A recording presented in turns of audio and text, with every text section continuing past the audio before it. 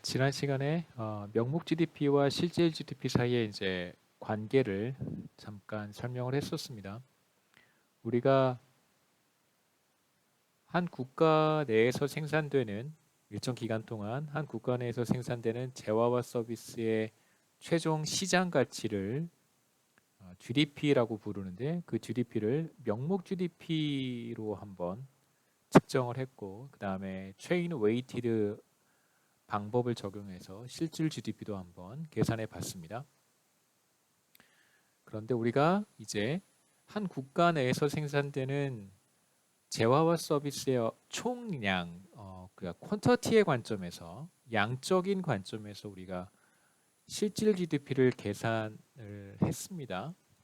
그리고 우리가 시장 가치를 당해년도의 시장 가치를 적용해서 명목 GDP를 또 계산할 수 있는데 이 두 GDP 사이의 관계를 단순히 이렇게 물가 수준을 그냥 P라고 한번 불러보고요. 그 다음에 실질 GDP를 퀀터티라고 해서 스몰 y라고 한번 불러보고 그 다음에 명목 GDP를 편의상 대문자 y라고 한번 써본다면 마치 우리가 명목 GDP라고 하는 것을 실질 GDP와 어떤 가격지수 그러니까 P라고 하는 가격지수의 곱으로 표현할 수 있는데요. 사실 우리가 명목 GDP를 알고 있고 실질 GDP를 계산했기 때문에 실질 GDP라고 하는 것의 단위 가격을 한번 찾아볼 수 있습니다. 실질 GDP 한 단위를 생산하기 위해서 실질 GDP 한 단위는 과연 얼마나 되는가? 그것을 우리가 이제 거시경제 전체의 물가 수준 혹은 단순히 물가 지수라고 부르기도 하고요. 이러한 접근법을 한번 사용해 보도록 하겠습니다. 자, 그러면 우리가 특정 시점의 명목 GDP를 구할 수 있고 체인 웨이티드 방식으로 지난 시간에서와 마찬가지로 실질 GDP를 계산할 수 있습니다. 그러면 한 시점의 물가 수준도 우리가 계산할 수 있겠죠. 이와 같이 명목 GDP와 실질 GDP를 사용해서 도출하는 물가 수준 이런 것을 우리는 GDP 디플레이터라고 부릅니다. 그래서 디플레이터라고 하는 것은 영어로 디플레이터 이렇게 씁니다. 물론 이제 우리가 경제 뉴스라든가 미디어라든가 이런 데를 통해서 접하게 되는 물가라고 하는 것은요. 나중에 나오지만 CPI라고 하는 것을 통해서 집계가 되는데 이 CPI는 Consumer 소비자 Price Index라고 하는 것입니다. 그래서 GDP 디플레이터와의 근본적인 차이점들도 우리가 소비자 물가지수 얘기를 할 때 같이 말씀을 드릴 텐데 여기서 잠깐만 간단하게 설명을 드리면 GDP 디플레이터라고 하는 것은 우리가 어떻게 구하냐면 여기서 여러분 보시다시피 명목 GDP와 실질 GDP의 비율로 계산을 합니다. 다시 말하면 기본이 되는 것이 일단 GDP고요. GDP라고 하는 것은 그 정의상 일정 기간 동안 한 국가 내에서 생산된 재화와 서비스의 최종 가치라고 했습니다. 여기서 이제 강조하고 싶은 것은 GDP는 한 국가 내에서 생산되는 것입니다.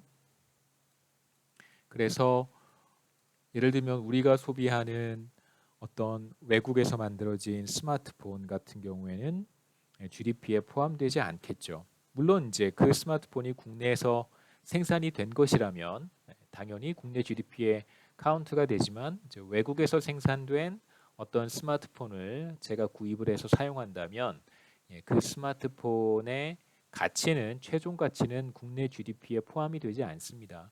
하지만 컨슈머 프라이스 인덱스라고 하는 것은 기본적으로 한 국가를 대표하는 어떤 대표적인 소비자가 혹은 가게가 하우스홀드가 소비자가 소비하는 소비의 여러 가지 품목들이 있을 텐데요. 아이템들이 굉장히 많이 있겠죠. 이 아이템들 아까 말씀드렸던 것처럼 스마트폰부터 시작해서 이동통신 서비스, 그 다음에 여러 가지 식료품들, 기름값 혹은 여러 가지 교육비 지출이라든가 교통비 이런 것들이 다 포함이 될 텐데요. 소비자들이 소비하는 이런 품목들, 이 아이템에는 아까 제가 말씀드렸던 외국에서 생산된 스마트폰도 들어갈 수 있습니다. 국내에서 생산된 재화와 서비스뿐만 아니라 대표적인 소비자들이 소비하는 바스켓에 외국에서 만들어진 재화나 서비스가 들어간다면 당연히 그것의 가격을 계산을 해서 산출을 해서 소비자 물가 지수를 도출을 합니다. 그래서 CPI에는 이제 아까 말씀드렸던 외국에서 생산된 재화나 서비스들이 당연히 여기 포함이 되겠죠. 반대로 이제 이런 것들도 생각해 볼 수 있는데 이건 뭐 나중에 우리가 자세히 보겠습니다만 GDP에는 어떤 것들이 포함이 될 수 있냐면 우리의 나라에서 생산된 뭐 비행기를 우리가 완전히 만들 수 있는 기술은 보유하고 있지 않지만 비행기의 뭐 일부, 엔진의 일부, 몸체의 일부 이런 것들 다 만드니까요. 그 다음에 뭐 군사용으로 제작되는 뭐 탱크나 이런 것들, 이런 것들은 당연히 GDP에 포함이 됩니다. 국내에서 생산이 되기 때문에. 하지만 대표적인 소비자가 비행기를 사거나 탱크를 사지는 않습니다. 그래서 이런 굉장히 예외적인 뭐 배도 마찬가지겠죠. 배. 조선업에서 만드는 조선 인더스트리에서 만드는 다양한 배, 조선업. 물론 뭐 국내 대표적 소비자가 배를 산다고 생각할 수는 없습니다. 그렇기 때문에 이제 이런 재화들은 GDP 디플레이터에는 들어가겠지만 소비자 물가지수 CPI에는 들어가지 않습니다.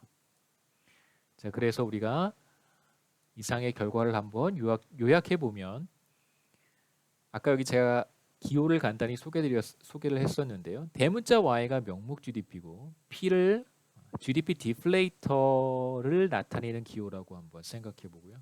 스몰 y를 실질 GDP라고 부른다면 자, 이런 관계를 우리가 얻을 수 있습니다. 뭐 이 관계도 괜찮고요. 이 관계도 괜찮습니다.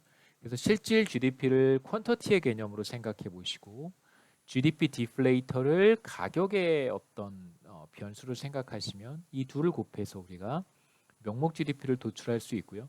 사실은 아까도 말씀드렸듯이 명목 GDP 구하고 실질 GDP 구한 다음에 둘을 나눠서 GDP 디플레이터를 계산합니다. 이것이 이제 일반적인 방법인데요.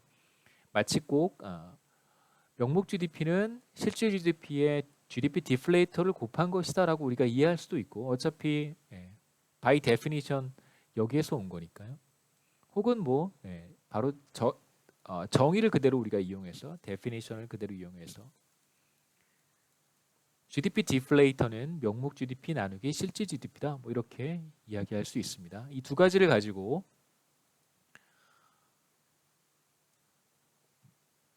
GDP가 변할 때, 그 다음에 혹은 뭐 물가가 변할 때, 다시 말씀드리면 여기서 물가는 CPI가 아니라 GDP 디플레이터가 변할 때 어떤 이야기들을 할 수 있는지 간단히 하나만 더 제가 부연해서 설명을 드리자면 GDP 디플레이터는 언제 쓰는 것인가? 이런 물가 수준은 언제 필요한가? 이제 이렇게 생각하실 수 있는데요.